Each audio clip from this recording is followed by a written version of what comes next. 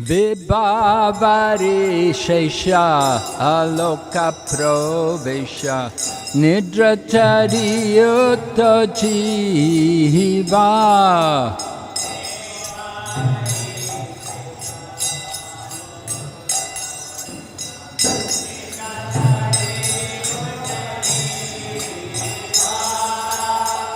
Vibhavari Shesha Aloka Provesha Nidratari Yutta Jiva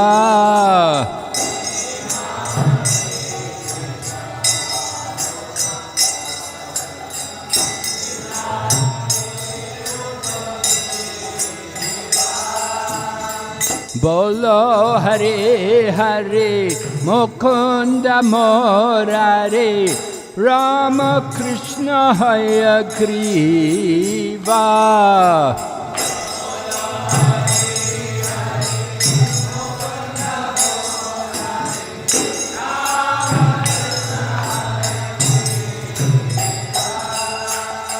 Bolo Hare Hare Mukunda Murare Rama Krishna Hayagriva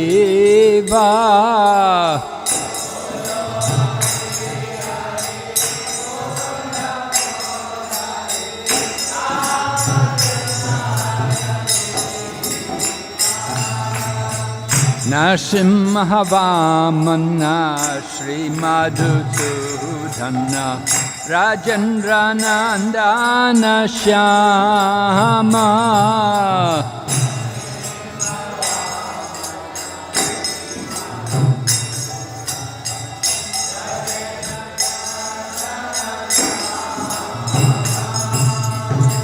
Narasimha Vamana Shri Madhusudana Rajendra Nandana Shyama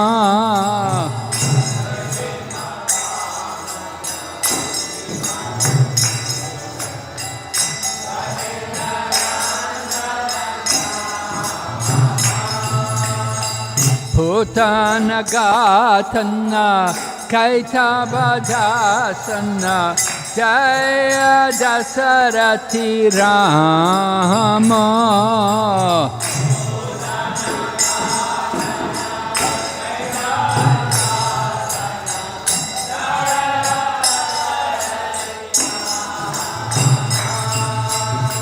Putana Gatana Kaitabhashatana Jaya Dasarati Rama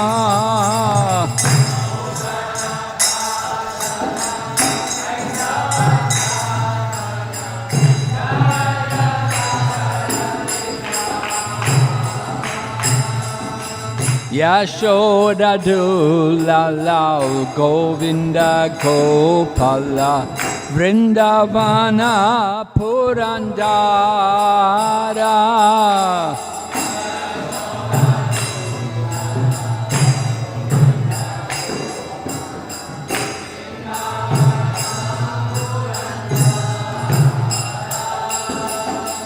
Yashoda Dulala Govinda Gopala Vrindavana Purandara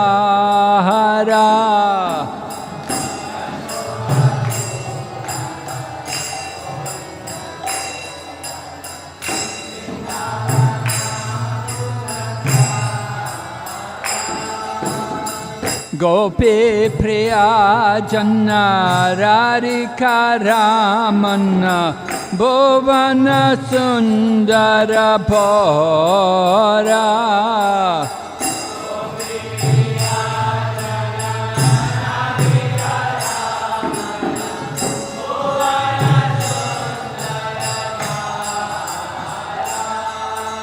Gopi Priya Janna Radhika Ramana Bhuvana Sundara Bhora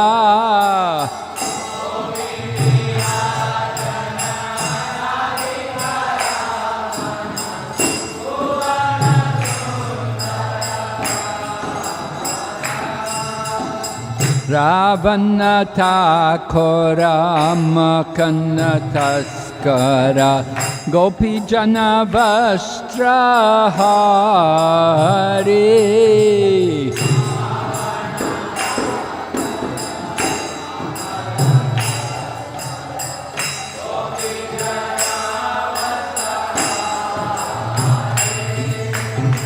Ravana Thakura Makana Taskara Gopi Jana Vastrahari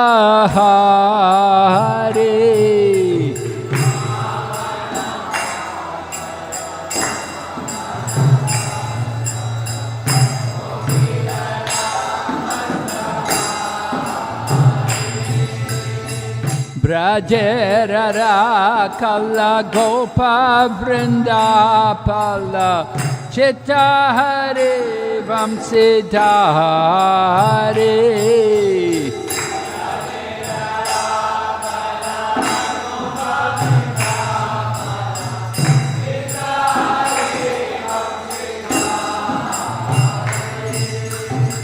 Brajerara Kala Gopa Vrindapala Chittahare Vamsidhare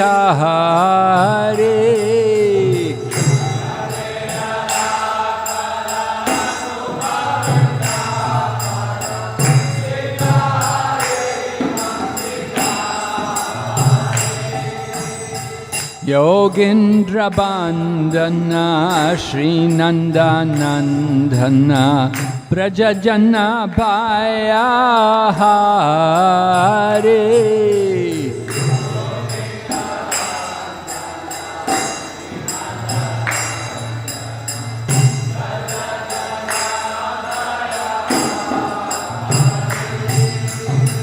Yogendra Bandhana Shri Nandanandana Prajajana Bhayahare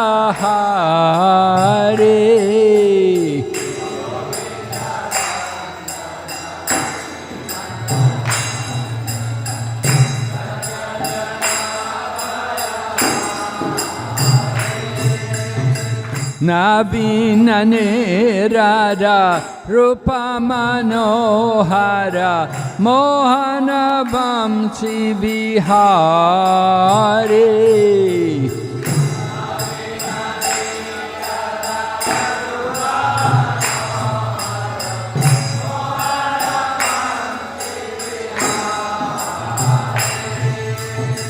Navina Nirada Rupa Manohara Mohana Vamsi Vihari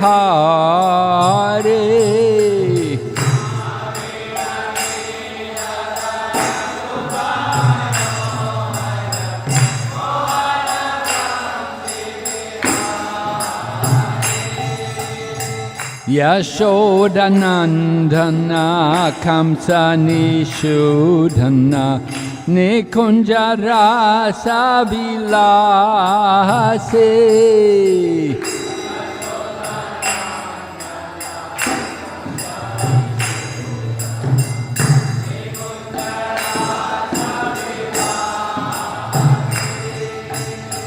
Yashodanandana Kamsa Nishudhana Nikunjara Savilase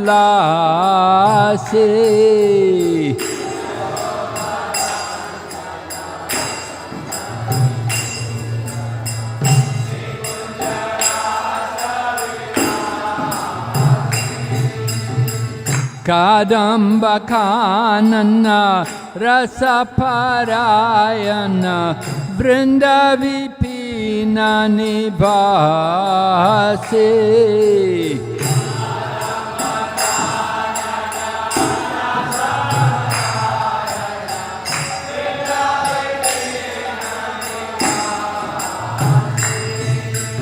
Kadamba Kanana Rasaparayana Vrindavipina Nivase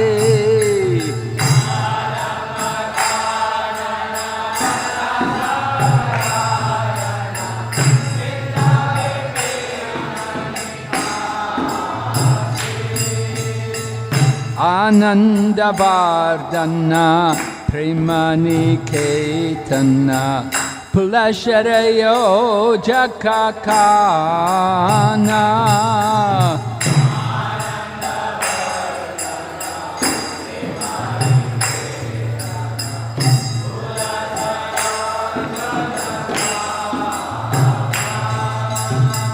Anandavardhana Premaniketana Pulasharayo Jakakana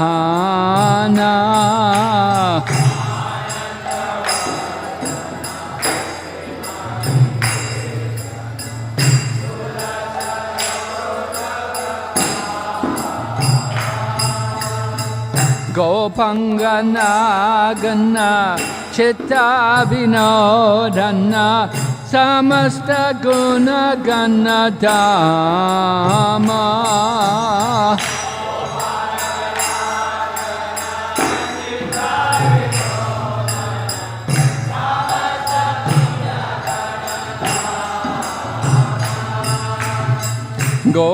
Gopangana Gana Chitta Vinodana Samasta Guna Gana Dhamma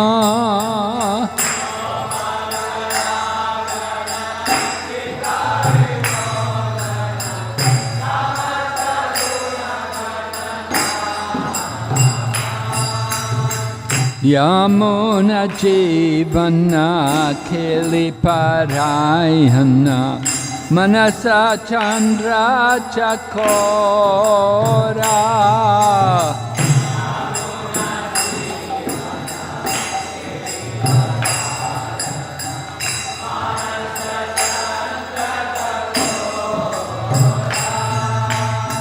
Yamuna Jivana Kiliparayana Manasa Chandra Chakora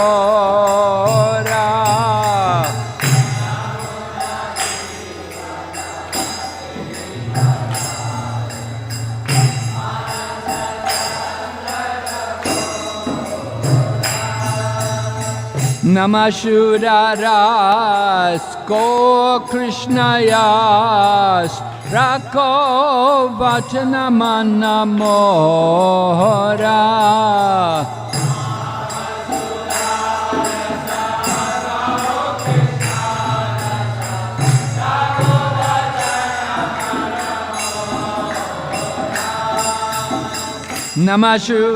Namashuraras Ko Krishnayas Rako Vachanamana Mohara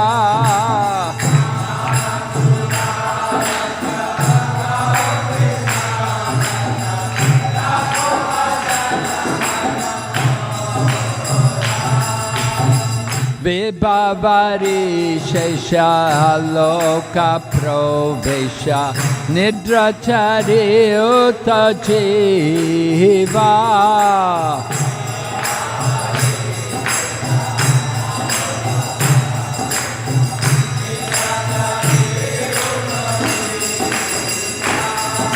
Bolo Hari Hari Mukunda Murari Rama Krishna Hayagriva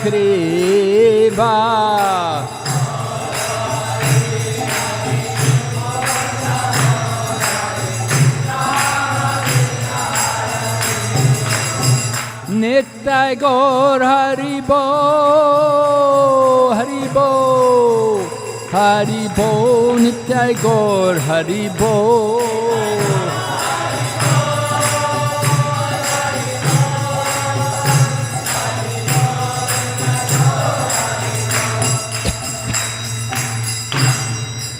Jai Harinam Sankirtan ki Om Namo Bhagavate Vasudevaya Om Namo Bhagavate Vasudevaya Om Namo Bhagavate Vasudevaya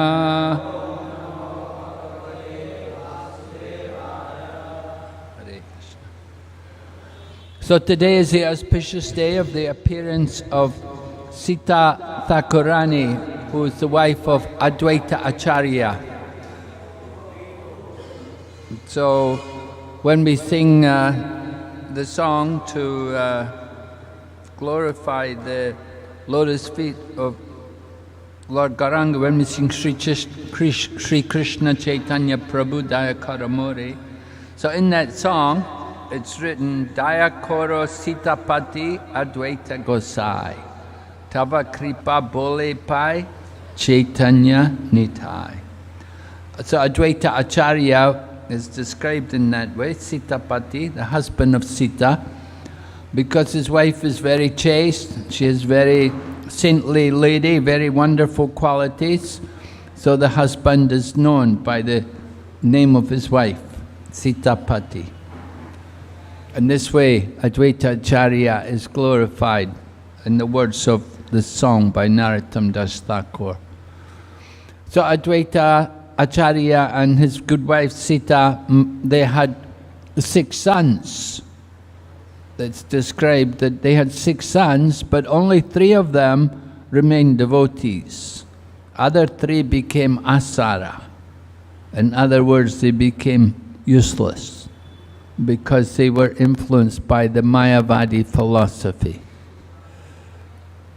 So that was regretted, that the followers among the family of Advaita Acharya, he had 6 sons, only 3 stayed devotees, and 3 were not devotees. 3 were Mayavadis. We often go to Shantipur, which is the home of Advaita Acharya, where he lived with his good wife Sita Thakurani, and it was there in Shantipur where Lord Chaitanya would come with Lord Nityananda, and Chaitanya Charitamrita describes how they took prasad there at the home of Advaita Acharya. Particularly when Lord Chaitanya Mahaprabhu took sannyas. After taking sannyas, then Lord Chaitanya wanted to go to Vrindavan, and he was in the mood of going to Vrindavan. So Lord Nityananda did a little bit trickery and misled him into thinking he was going to Vrindavan, but actually they came towards Shantipur. And Lord Chaitanya met Advaita Acharya, and he was surprised. And he said to Advaita Acharya, "What are you doing here in Vrindavan?" And Advaita Acharya replied, "My dear Lord, wherever you are, that is Vrindavan." So Advaita Acharya then brought Lord Chaitanya Mahaprabhu as a sannyasi. He brought him to Shantipur, and then they sent for Lord Chaitanya Mahaprabhu's mother, Sachimata, to come from Mayapur. And she came from Mayapur, and she, along with Sita Thakurani, along with Advaita Acharya's wife, together they cooked. And there was many devotees came, because the devotees all came from Mayapur.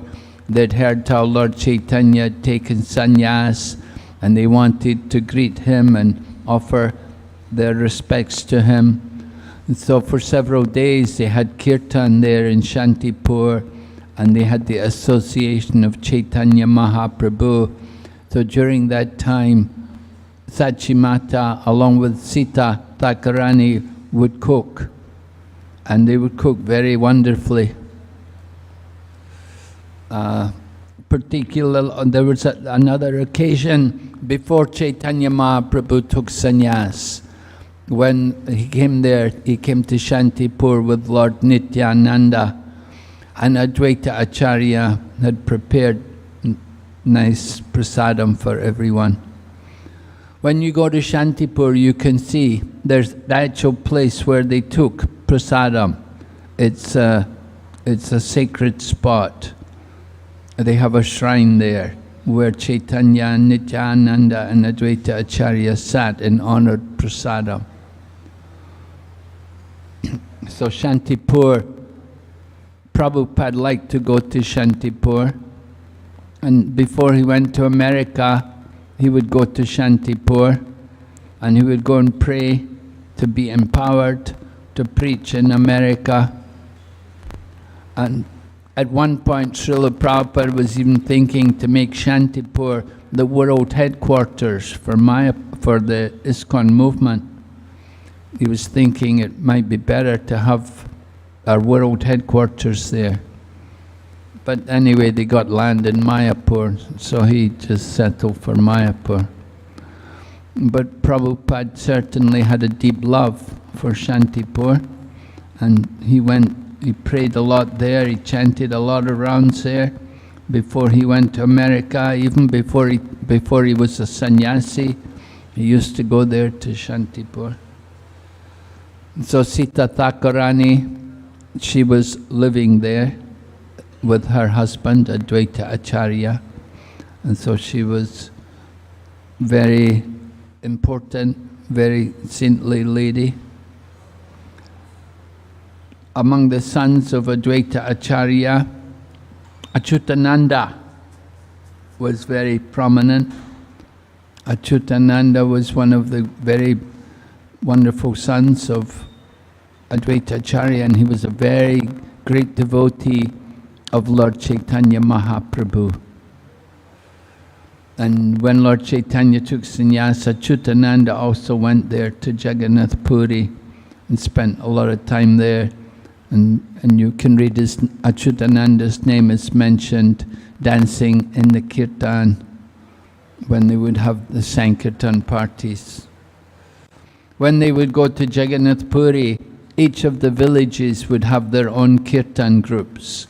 So there would be the kirtan party from Shantipur, which was Advaita Acharya Prabhu, and then also Achyutananda would be in that party also.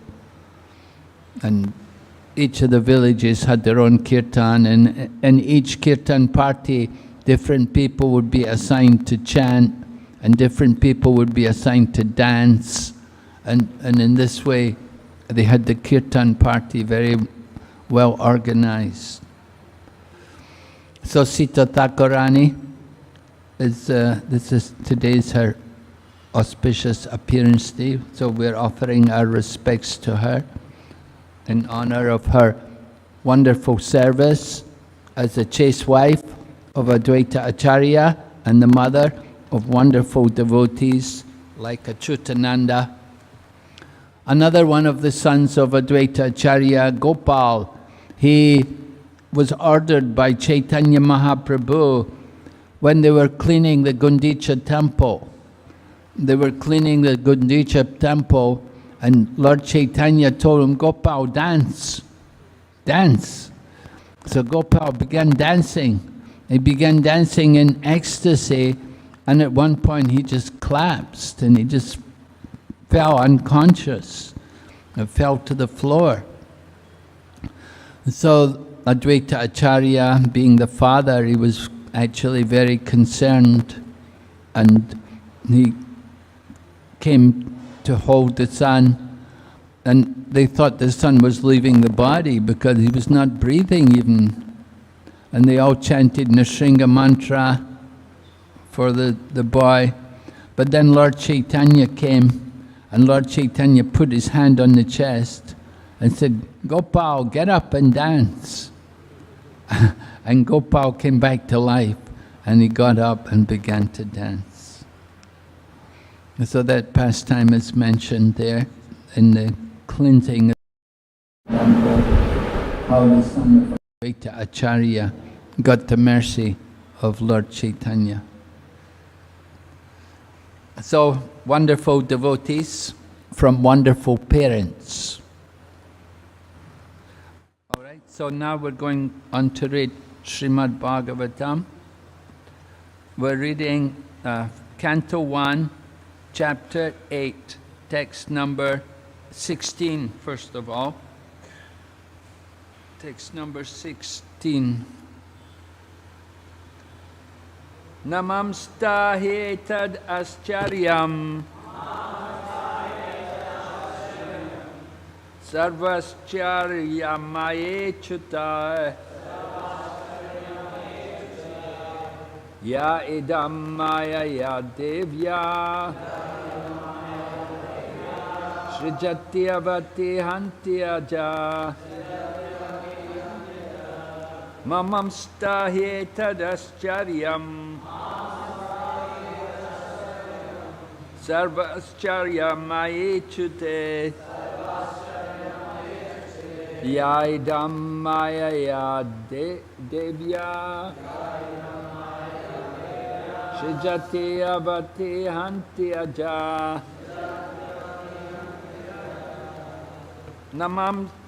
namamsta tadaschariyam sarvascharya mayechute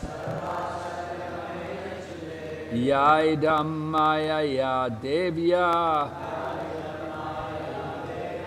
srijati avati hanti aja.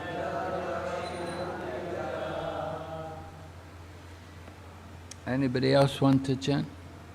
No?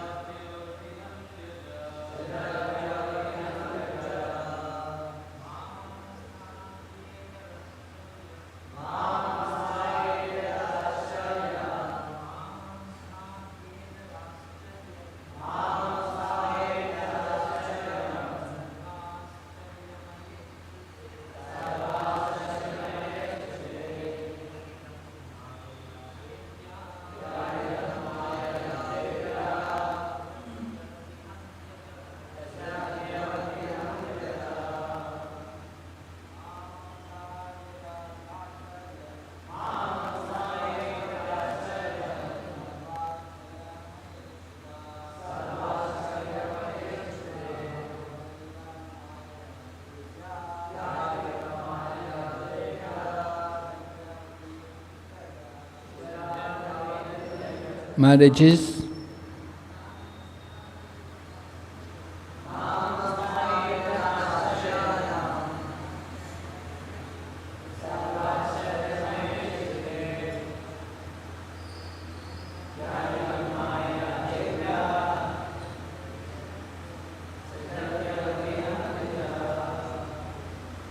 Ma, do not, mamsta, think, he, certainly, etat, all these, ascharyam, wonderful, sarva, all, ascharyamaye, in the all mysterious, achute, the infallible, Ya, one who, idam, this creation, Mayaya, by his energy, Devya, transcendental, Srijati, creates, Avati, maintains, Hanti, annihilates, Aja,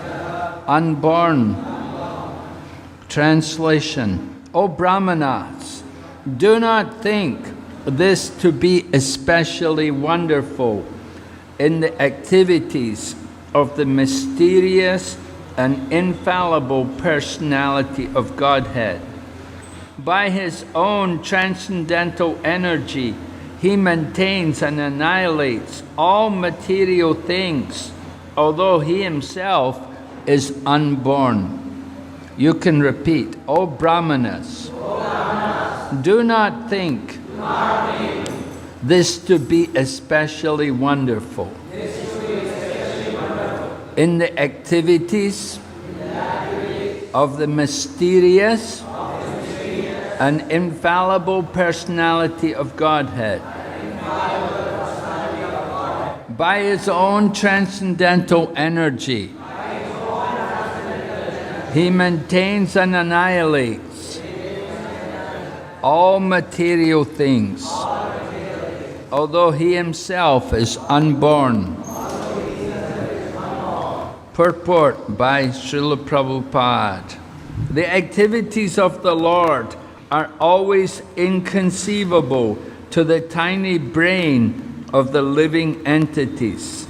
Nothing is impossible for the Supreme Lord, but all His actions are wonderful for us. And thus, He is always beyond the range of our conceivable limits. The Lord is the all-powerful, all-perfect personality of Godhead. The Lord is 100% perfect, whereas others, namely Narayan, Brahma, Shiva, the demigods, and all other living beings, possess only different percentages of such perfection. No one is equal to or greater than Him. He is unrivaled. Om Jnana Timirandasya Jnananjana Shalakaya Chakshurunmilitan Yena Tasmai Shri Gurave Namaha Shri Chaitanya Manobhistam Stapitam Yena Bhutale Swayam Rupa Kadamayam Dadati Swapadantikam Bandeham Shri Guru Shri Yatapada Kamalam Shri Gurun Vaishnavamscha Shri Rupam Sagradatam Sahagana Raganathan Vitam Tam Sajevam Sadvaitam Savadutam Parijana Sahitam Krishna Chaitanya Devam Shri Radha Krishna Padan Sahagana Lalita Shri Vishakanitamscha He Krishna Karana Sindhu Dinabandhu Jagatpate Gopesha Gopika Kanta Radha Kanta Namostate Tapta Kanchana Gaurange Radhe Vrindavaneshwari Vrishabhanusute Devi Pranamami Hari Priye Vanchakalpatarubhyascha Kripa Sindhu Bhayevacha Patitanam Pavanebhyo Vaishnavibhyo Namo Namah Jai Shri Krishna Chaitanya Prabhu Nityananda Shri Advaita Gadadhar Shri Vasadi Gaur Bhaktavinda Hare Krishna Krishna Krishna Hare Hare Hare Rama Rama Rama Hare Hare. So Sutta Goswami is addressing the sages in Naimisharanya. He's saying, oh Brahmanas, do not think, oh that sounds good, do not think. And they think, oh,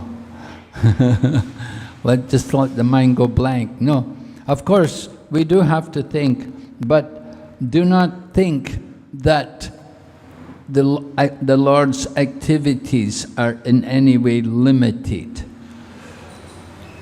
Sutta Goswami had been describing about Ashwatthama releasing the Brahmastra weapon and how the Brahmastra weapon is uncounterable. Nothing can overcome it. But Lord Vishnu's own potency could counteract it. So Prabhupada takes up the point that for the Supreme Lord, there is nothing impossible. There is no question of impossible when we talk about the activities of the Lord. Prabhupada himself used to say, impossible is a word in the Fool's Dictionary. As far as the devotees are concerned, there is nothing impossible. What seems impossible becomes possible by the arrangement of Lord Krishna. There is no question, oh, impossible, you cannot do it. So many times people would tell Srila Prabhupada, oh, going to America to spread Krishna consciousness, impossible. Oh, to do so many things, to translate so many books, they would say, impossible. Oh, to make all the Malechas and Yavanas into devotees, impossible. But Prabhupada showed everyone it was possible by the arrangement of Krishna, by the empowerment of Lord Krishna. So we have to understand the inconceivable potency of Lord Krishna, that the Lord does possess inconceivable potencies. This is very important because without understanding that the Lord has inconceivable potencies, we will never be able to enter into an understanding of the pastimes of Lord Krishna. Just like when we explain about creation, when we explain how universes are coming out of the body of Mahavishnu, then people, ordinary people think, oh, this is impossible, how could it be? But they have not understood that the person behind the creation has inconceivable potencies. And we see examples of inconceivable potencies every day. Right now, in front of us, there is inconceivable potency. The energy coming from the sun, the heat and light, which is coming from the sun planet every day. Even one moment of time, the energy and light which is coming from the sun is inconceivable. This is an example of the inconceivable potency. Within the universe, there are inconceivable potencies.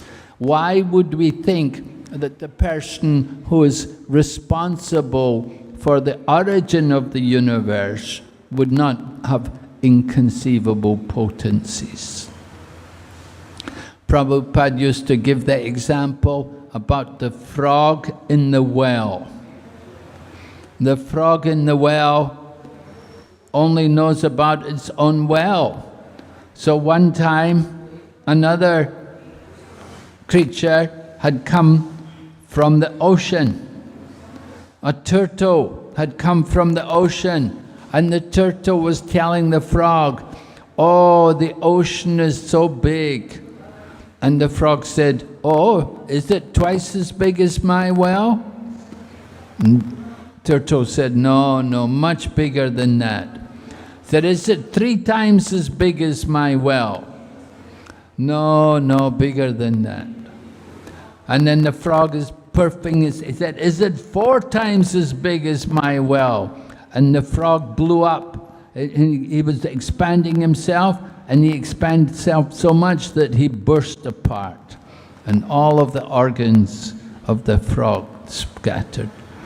So in this way, materialistic people, they try to understand the inconceivable potencies of the Supreme Lord with their imperfect senses and with their own limited mind. So that their limited mind and senses can never understand the unlimited. That the Lord does possess potencies and energies which are beyond our own comprehension, which are beyond our ability to understand. The Lord has so much inconceivable powers. That is crucial to understanding the pastimes of Lord Krishna. Before you can go into the 10th canto, before you can enter into understanding 10th canto and the different pastimes of Lord Krishna there, first of all, we have to hear about the Lord's Srishti Tattva, the Lord's power of creation, how He creates this material world. Once we have understood the inconceivable potencies of the Lord and how He can manifest the creation, then we can go on to understand more of the Lord. We have to hear about the Lord's pastimes. Just as He comes as a boar, and as Lord Varaha, He can pick up the earth from the bottom of the universe. And we have to understand there are no limitations on the Lord. If He wants, He can appear half lion and half man.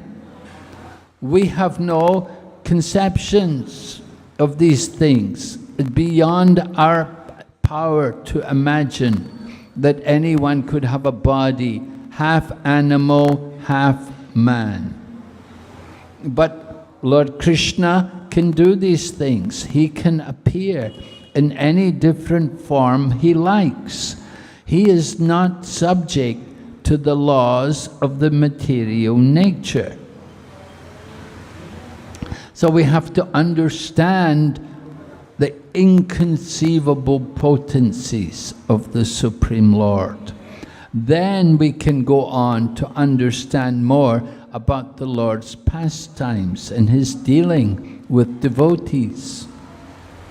So Srila Prabhupada points out how conditioned souls, living entities like us, that we do not possess all of the qualities which the Supreme Lord has.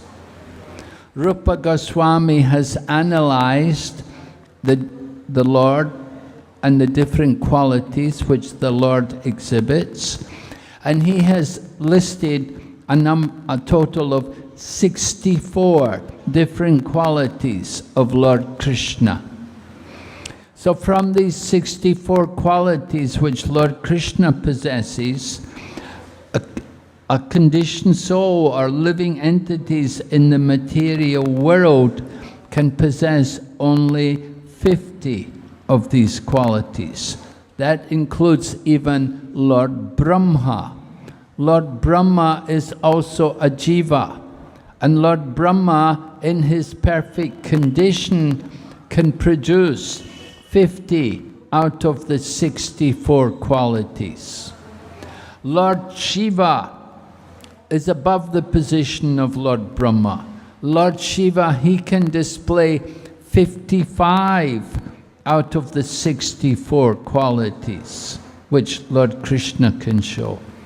And Lord Vishnu, he can display 60 out of the 64 qualities. But Lord Krishna is unique, that he has all 64 qualities in the most complete extent. So there are 4 qualities which are not found even in Lord Vishnu, and they are, first of all, Venu Madhurya, that he's very expert in playing on the flute. And his flute playing is so Madhurya that it attracts the living entities all over the creation. And then Madhurya Rupa, that the form of the Lord is so attractive that even the Lord himself becomes bewildered when he sees his own reflection. It is described that on one occasion Lord Krishna was in Dwarka and he happened to see the reflection of his own body on the marble floor. And he was wondering, who is this wonderful personality? So even Lord Krishna becomes bewildered when he sees his own reflection. Then Madhurya Leela, Lord Krishna performs the most amazing pastimes. Along with his devotees, Lord Krishna performs wonderful pastimes like Rasa Leela, where he can expand himself and he can appear with each and every gopi. So this is the wonder of Lord Krishna's pastimes. And one more quality, Madhurya Prema, Prema Madhurya, that he's always with his loving devotees. Krishna never comes alone. He always comes with all of his different associates. Just like when Mother Earth came and appealed to Lord Brahma that my planet is overburdened by so many demoniac kings. At that time, Lord Brahma went with all the demigods and they went to the shore of the ocean of milk and they meditated on Lord Vishnu. And Lord Vishnu, who resides in Swetadweep, in the middle of the milk ocean, he gave a message to Brahma that you should all take birth in the Yadu dynasty, and I'm also going to come there. So in this way, Lord Krishna was describing that I'm going to come, you should also come, I want you all to be there and take part in the pastimes. So in this way, Lord Krishna's never alone. This is the wonder of Krishna's pastimes, that he enjoys the company of all of his devotees. We see Lord Vishnu is usually alone. But Lord Krishna, Prabhupada said, anybody has pictures of Krishna on his own, that is Mayavadi influence. We don't just worship Krishna, we worship Radha Krishna, or Yashoda Krishna, or Krishna Balaram, but not just Krishna. So it was Chaitanya Mahaprabhu who revealed to everyone the importance of Lord Krishna being with his devotees. And that's why after Chaitanya Mahaprabhu, there were many temples which just had only Krishna deities. So it was Janava Mata, Lord Chaitanya's consort, she would add the deity of Radharani beside Lord Krishna. Instead of just having only Krishna in the temple, she would add the deity of Radharani beside Lord Krishna. And in this way, then the worship can be properly performed. We have to understand the Lord's pastimes, and we have to understand them by service, through the medium of service. We say, Atashri Krishna Nabhavid Griyamindriyani Sevan Mukhehi Jivado Swayameva Spurati Yada. That the topics of Lord Krishna cannot be understood by our material senses, but he reveals himself when he is pleased by our service. So we use our tongue to serve, to chant the holy name of Krishna, and to also honor the foodstuffs offered to Krishna. By doing that kind of service, we become qualified to understand Krishna and Krishna's pastimes. As it's mentioned here, the Lord comes, but he is unborn. So this is bewildering for people. We generally hear Krishna has a mother and father. Vasudeva and Devaki are generally understood to be the parents of Lord Krishna. And we talk about the Janmastan of Krishna. Mathura is the Janmastan of Lord Krishna. But we say Krishna is unborn. Indeed, Lord Krishna himself tells us that he is unborn. In the 4th chapter of Bhagavad Gita, Lord Krishna is describing transcendental knowledge of himself. Ajopisana vyayatma bhutanam ishvaropisam prakritim swamadistaya sambhavami atma mayaya. Although I am unborn and my transcendental body never deteriorates, Lord Krishna says, I still appear in every millennium. So Lord Krishna is unborn, but at the same time he takes birth. This is certainly bewildering for ordinary people. How to understand? We have to understand the inconceivable nature of Lord Krishna's pastimes. Don't try to understand with our limited mind and senses.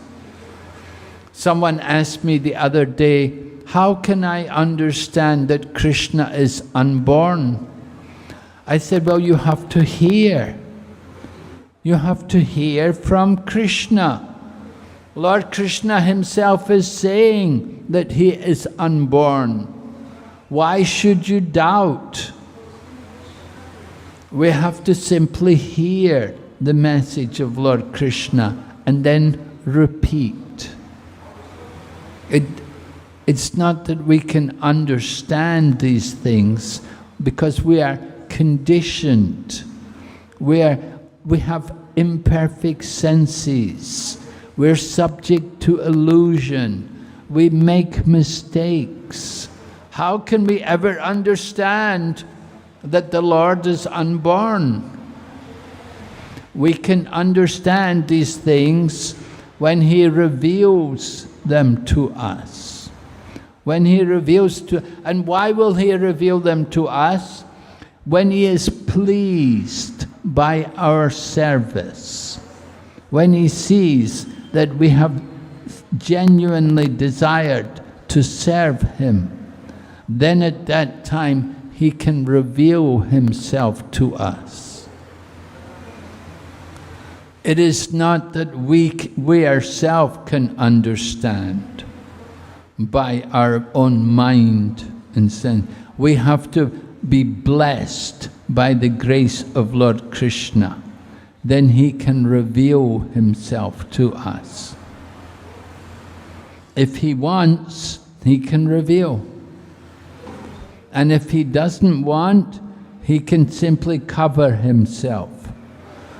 Krishna says in the Bhagavad Gita, Naham prakasha sarvadma yogamaya samavrita mudo yamna pijanati lokamama jamavyayam. I am never manifest to the foolish and the unintelligent. For them I am covered by my eternal creative potency.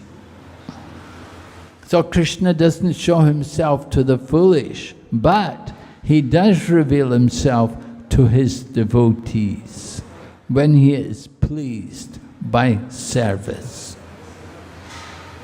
We are depending on the mercy of Krishna. How to get the mercy of Krishna? Simply by service. We do service for Krishna. This is our position. He is the master, we are the servants. So, when Ashwatthama fired the Brahmastra weapon, certainly they thought, that's it, the child is going to be killed. Nothing can counteract it. But Lord Krishna was there to counteract. Lord Krishna heard the calling of Uttara. Uttara came running to Krishna that she said, I'm not worried about myself. Let me be killed, but don't let the child in my womb be killed. So Lord Krishna was pleased with the calling of Uttara, and Lord Krishna expanded himself in the womb of Uttara and protected the child from the heat of the Brahmastra weapon. So we don't believe that such anything is impossible. No, everything is possible by the grace of the Lord. We're depending simply on that grace.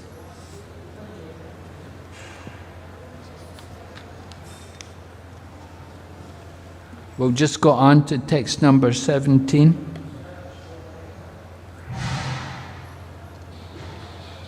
Thus saved from the radiation of the Brahmana, of the Brahmastra, Kunti, the chaste devotee of the Lord, and her sons, and Draupadi, addressed Lord Krishna as he started for home.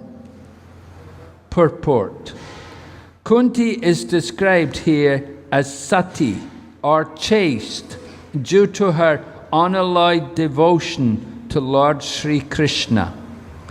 Her mind will now be expressed in the following prayers for Lord Krishna. A chaste devotee of the Lord does not look to others, namely any other living entity or demigod, even for deliverance from danger. That was all along the characteristic of the whole family of the Pandavas. They knew nothing except Krishna, and therefore the Lord was always ready to help them in all respects and in all circumstances. That is the transcendental nature of the Lord. He reciprocates the dependence of the devotee.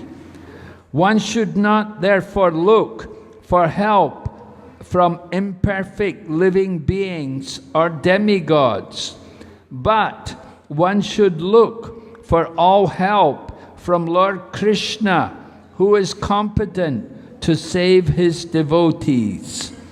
Such a chaste devotee also never asks the Lord for help, but the Lord, out of his own accord, is always anxious to render it.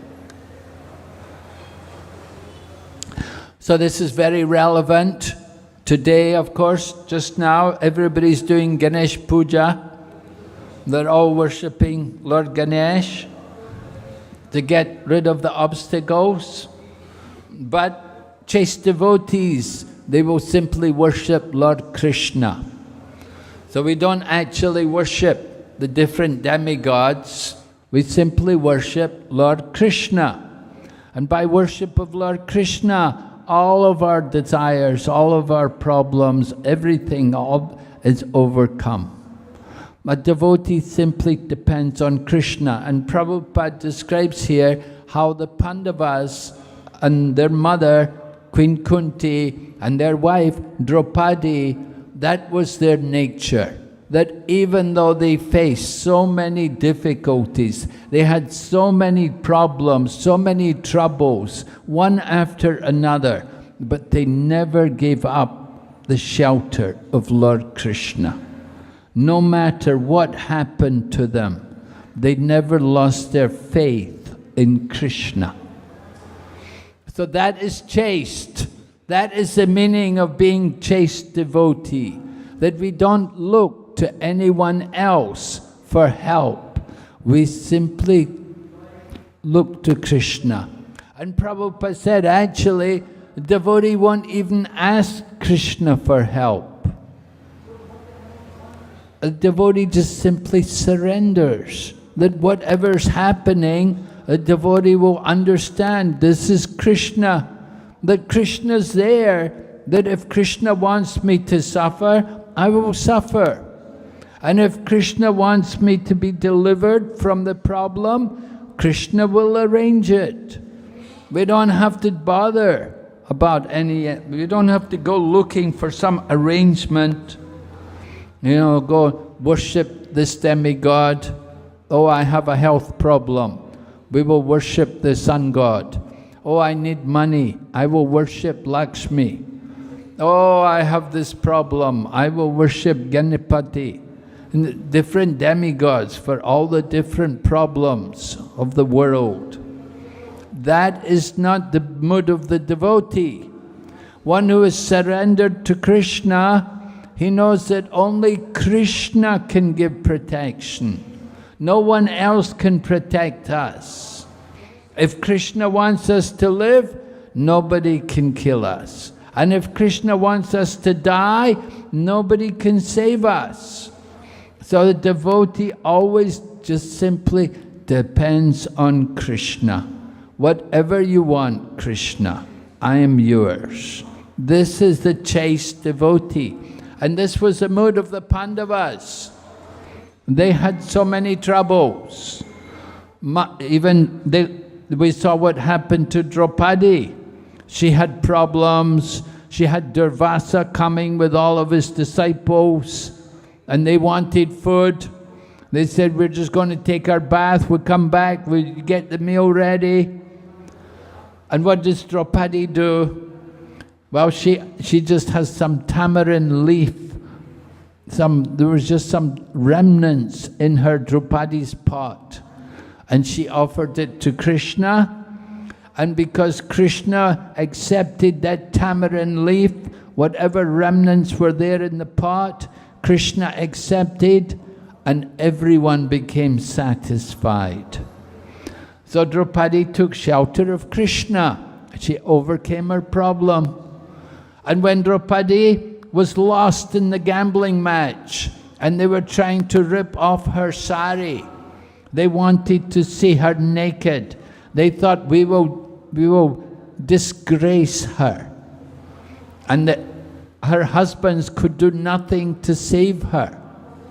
But Draupadi took shelter of Krishna. She called out to Krishna, and Krishna came in the form of the unlimited sari to protect her.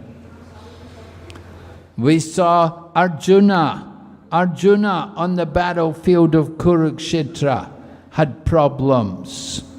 He had vowed that he was going to kill Jayadratha, and the day was almost over. But Krishna had to make some trickery so that Arjuna could still kill Jayadratha and keep his life. Whenever Arjuna was in trouble, Krishna would come and help him. Just like when Arjuna went to Dwarka and the Brahmana was complaining that my wife, she had a miscarriage at birth. The child was a miscarriage at birth. And the Brahmana came complaining, you're the ruler of Dwarka, you're supposed to protect my child. So Arjuna was there, and Arjuna vowed, the next time your wife delivers a child, I will protect your child. And if I cannot protect, I will give up my own life. And then it happened, the Brahmana's wife again delivered a child, and again was a miscarriage. And so Arjuna was in a problem because he had vowed he would give up his own life. So what to do? Krishna was there, and Krishna took Arjuna with him, and they went to see Mahavishnu in the causal ocean, and there they found all the sons of the Brahmana, and they brought all the children back to life and gave them to the Brahmana. So Krishna protected Arjuna. He protected him in the battle of Kurukshetra. He protected him all the time. And we see also Bhima, how Lord Krishna arranged for the glorification of Bhima. He arranged that Bhima would kill Jarasandha.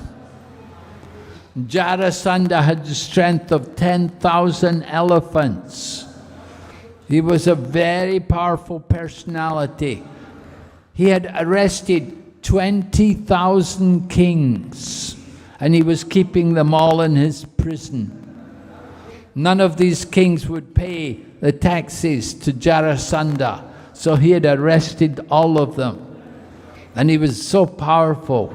20,000 kings could not overcome Jarasandha. Actually, Jarasandha, he was a devotee of the demigods. He was going to worship Kali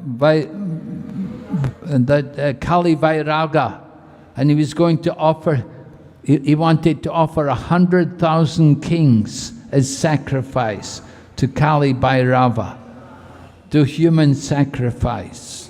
He was such a demon. And so Maharaj Yudhisthira wanted to perform the Rajasuya sacrifice, but he needs to get subjugation. All the other kings have to admit subordination to Maharaj Yudhisthira. So Jarasandha will never accept. So they have to fight Jarasandha. So it was arranged that Bhima would fight Jarasandha. And with the help of Lord Krishna, Bhima defeated Jarasandha and killed him. So this was Lord Krishna. Lord Krishna, of course, he could have killed Jarasandha himself. He defeated him already 17 times in the battle. But he wanted Bhima to get the credit. And he arranged that Bhima could kill Jarasandha. And he arranged Maharaj Yudhisthira could perform this Rajasuya Yagna. Maharaj Yudhisthira, as the ruler, he had so much opulence, greater even than Brahma. Even Brahmaloka, the opulence could not equal the opulence of Maharaj Yudhisthira. So Maharaj Yudhisthira was so famous. His fame was there because of his devotion to Krishna. And Nakula and Sahadev, they also showed their glory. At the time of the Rajasuya Yagna, they have to do the Agra Puja. They have to select the most worshipable personality. At that time, Nakula and Sahadev stood up and they spoke the glories of Lord Krishna, that Lord Krishna is the most worshipable person. Everyone should worship him.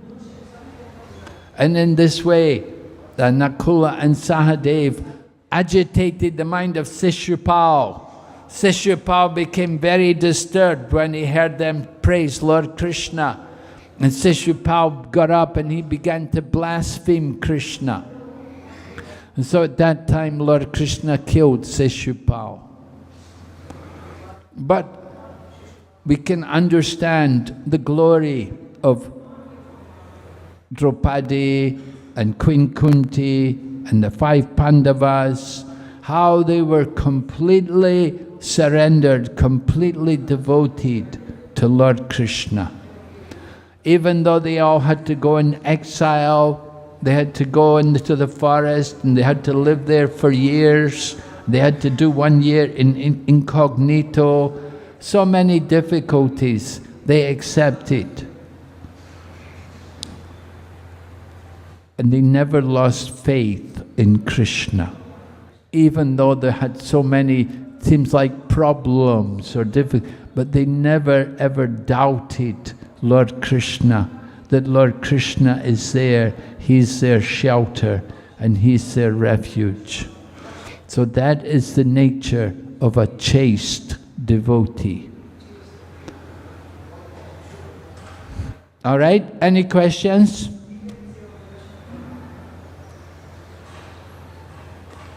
Yes, Prabhu?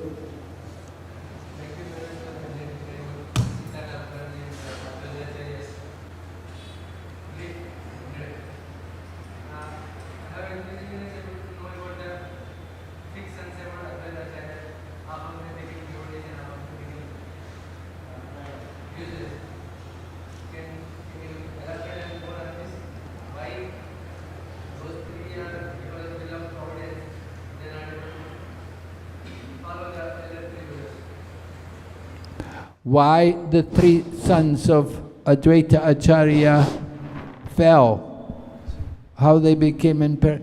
Well, one possible explanation for the deviation of three of the sons of Advaita Acharya could be given to the fact that Advaita Acharya, at one point, he'd been teaching the Yoga Vasishtha, right?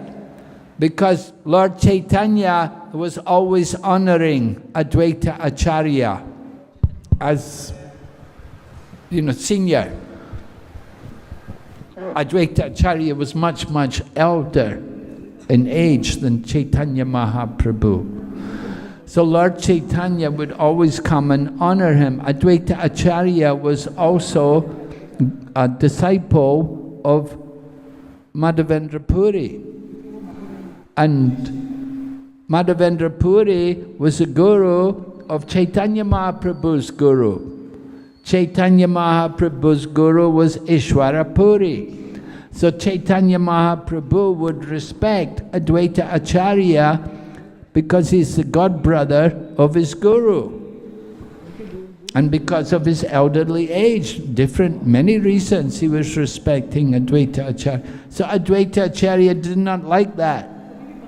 He wanted to respect Chaitanya Mahaprabhu because Advaita understood that Chaitanya Mahaprabhu was actually the Lord himself. He saw him as the Supreme Lord, and he was worshipping him and honoring him.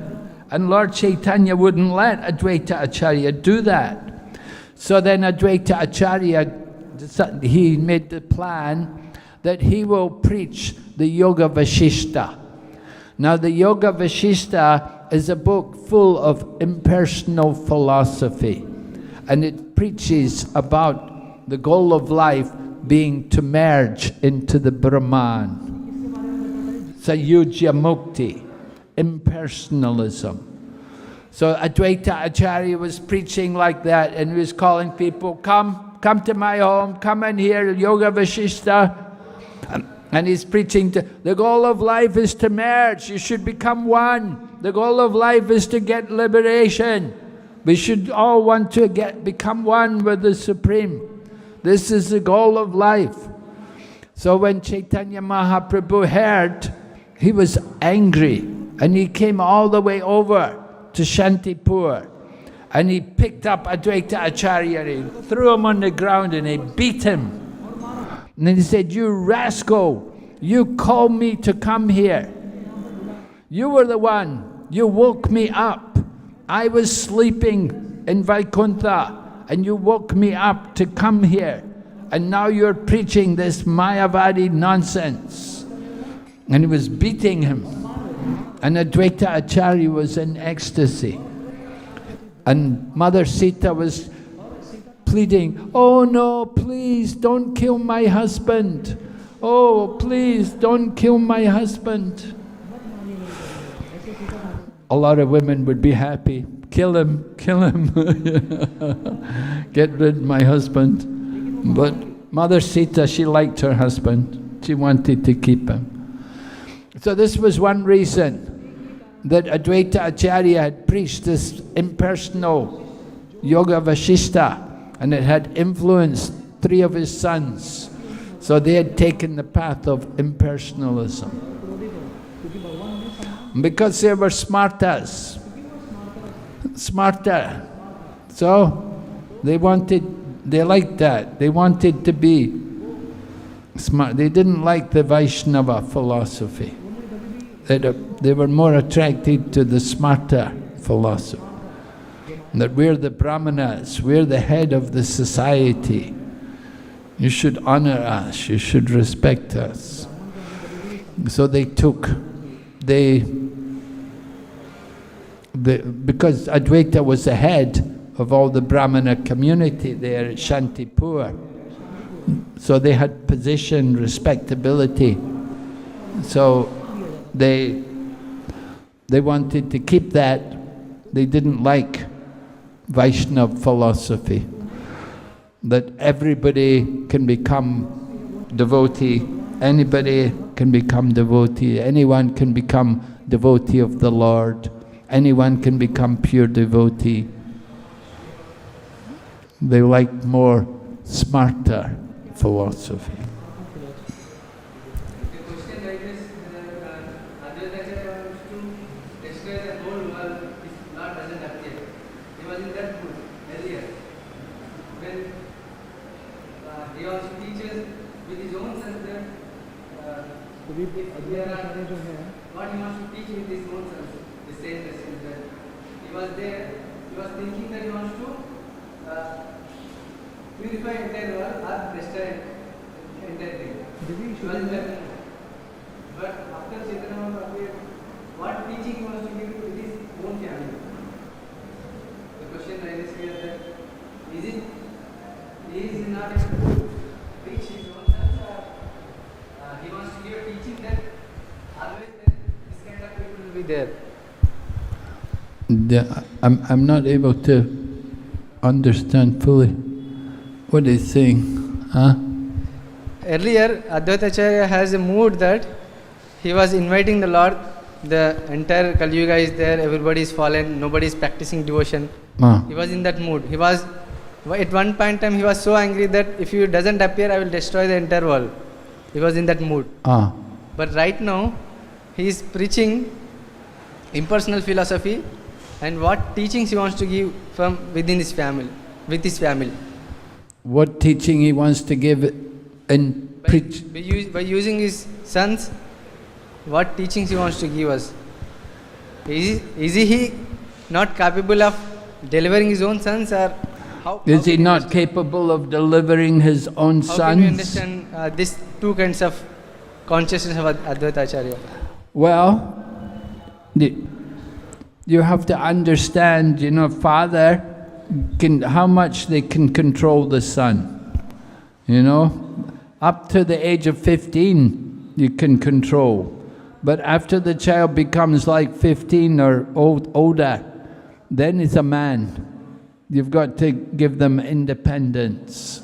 You can't force your children. You're a brahmachari, you don't have children. You don't know the difficulty in bringing up children. You have children, to make them devotees, it's a very difficult thing. Even you may be very good devotee yourself, doesn't mean the children will follow. Even your Advaita Acharya, it doesn't mean, although he's an incarnation, he's Mahavishnu or he's Sadashiva, why he can't influence his own children to be devotees? Well, 3 of them were good devotees. And the other 3, they were just impersonalists. They were smarter. That was all. They didn't accept the Vaishnava philosophy. But they were cultured brahmanas. So how much you can deliver your own children? It's a very, very difficult thing to bring children up to be devoted. Just like Srila Prabhupada. Srila Prabhupada also had 3 sons. The youngest one is favorable. But even Prabhupada was taking them to the temple. When they were children, he would bring them to the temple. He brought them up to be devotees. But, they grow up, they get married, there's so many things to occupy the mind. Not everybody is so willing to take up Krishna consciousness and to be devotee. And so you cannot force people. Everybody has free will. Even if you're the incarnation of God and you have children. We see, look at Bhaumasura. Bhaumasura is another example. He's a child from Bhumi and Lord Varaha.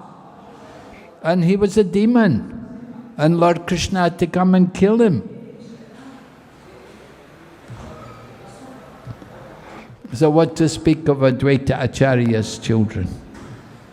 To make them devotees. Not very easy. Yes, okay.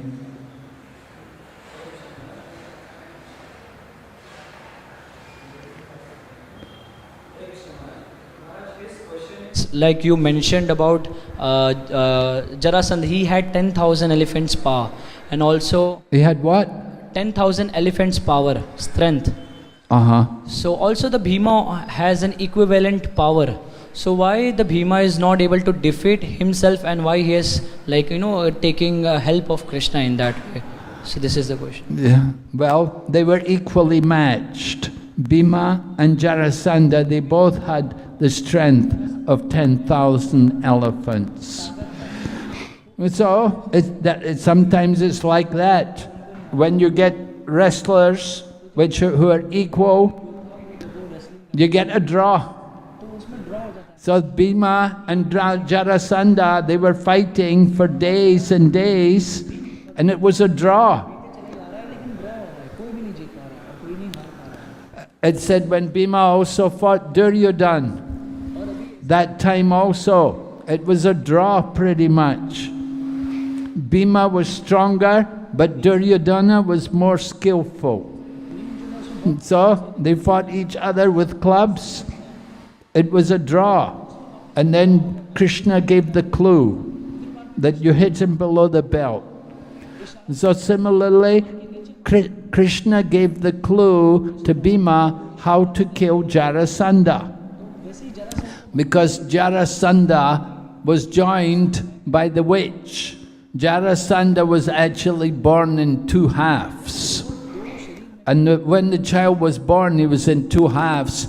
So the parents threw him away. They didn't want him because they thought two halves, what's the good of it, But then the two halves were found by a witch. There was a witch called Jara. And Jara joined the two halves together. So he got the name Jarasandha, one who is joined by the witch Jara. So Lord Krishna took a twig and he split it down the middle. And in this way he told Bhima, you can kill Jarasandha in that way. So Bhima understood and he came forward and he took one leg, and with the other leg he kept his foot on the ground and he ripped him right down the middle. Right down the middle. His whole body ripped into half. And he threw the two halves away. And in this way Bhima defeated Jarasandha. Sometimes Lord Krishna would utilize this thing. You could say, oh, it was a trick. No. He was a demon. Jarasandha was a big demon. He was keeping, I said, 20,000 kings were in prison. And he was planning to do human sacrifice. He wanted to sacrifice all these kings. He was such a demon. So Lord Krishna arranged for Bhima to be glorified. At the same time, Jarasandha also got glorified. Krishna is very fair. He arranged also for the glorification of Jarasandha. Because Jarasandha, he was fond of giving charity. He liked to give charity to the Brahmanas. And that's how they arranged the fight. That Bhima and Krishna and Arjuna went to Jarasandha dressed like Brahmanas. And they said, Tora dan dijiye. Right? Give me some charity. And what do you want? What charity you want? What dan you want? We want a fight. But then he thinks, Jarasandha, I'm not going to fight Krishna. He ran away. I was fighting him and he ran away from me. I'm not going to fight him now. And he said, Arjuna, he's not a good match for me. He's not strong enough. I can easily defeat him. He said, Bhima, I'll fight him. He'll give me he wants a good fight. Jarasandha showed his charitable nature. he granted a fight to them. Jarasandha liked to follow the Vedic culture. He liked to give charity to Brahmanas. But he was a demon. So just because somebody gives charity to Brahmins doesn't mean he's a great devotee. What was his motive? So Krishna glorified Jarasandha.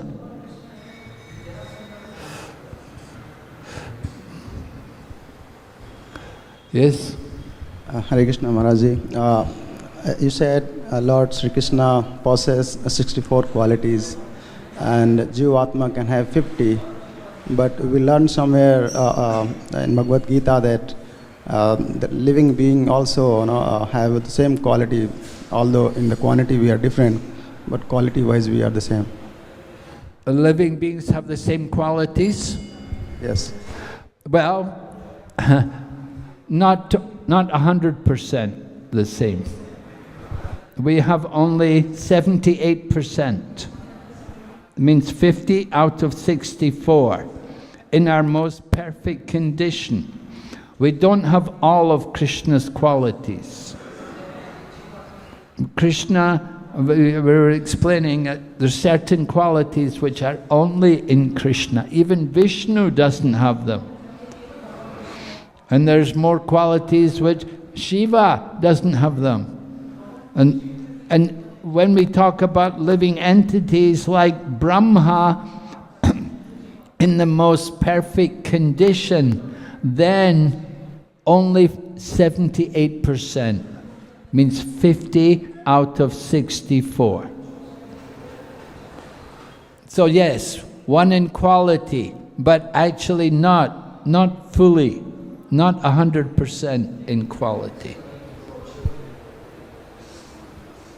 Yes?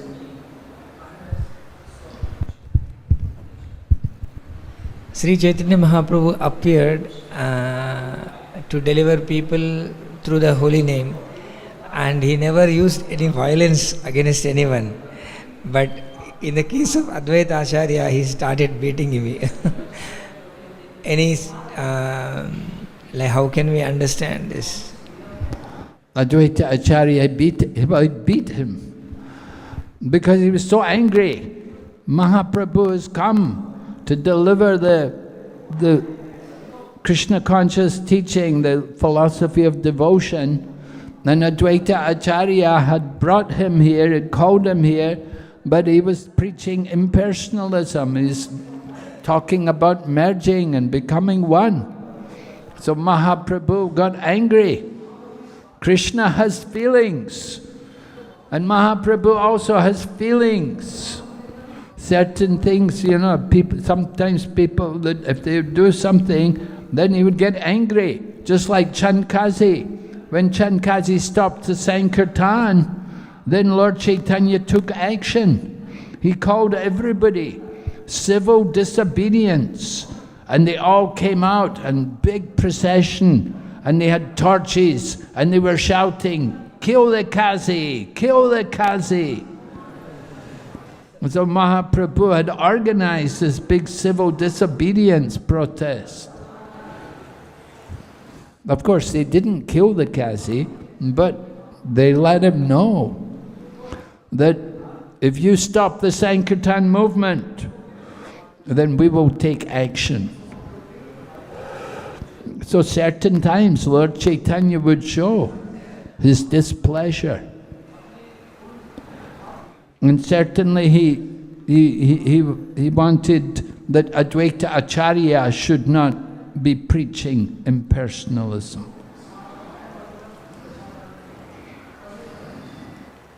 So yeah, Lord Chaitanya shows that he does have feelings. He's a person. The Lord is a person. He didn't kill him, but he beat him. That was also fulfilling the desire of Advaita Acharya. Advaita Acharya was happy because he wanted that Lord Chaitanya would not respect him. So Lord Chaitanya was reciprocating the desire of Advaita Acharya by beating him. Advaita desired that. So for the pleasure of his devotee, Lord Chaitanya did this.